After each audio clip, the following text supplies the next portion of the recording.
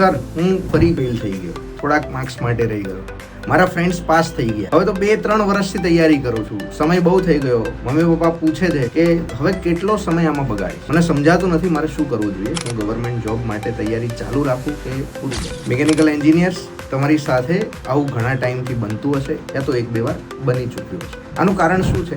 Exam delay થઈ જાય છે, ટાઈમસર ભરતી આવતી નથી, ઓછી સીટ હોય છે, કોમ્પિટિશન વધારે છે. તો જેટલા પણ પ્રશ્નો છે એ પ્રશ્નો ઉપર ચર્ચા કરવા માટે, રિયલ ટોક કરવા માટે જીગર સરને ઇન્વાઇટ કરેલા છે.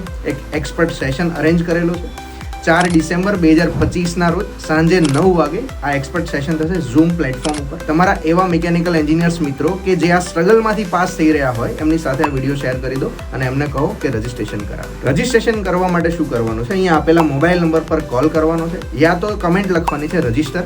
તમને રજિસ્ટ્રેશનની લિંક તમારા મોબાઈલ નંબર પર યા તો તમારા ડીએમ બોક્સની અંદર મળી જશે. રજિસ્ટર કરો અને આ બધા જ પ્રશ્નો અને બધી જ સમસ્યાઓમાંથી સમાધાન મેળવો.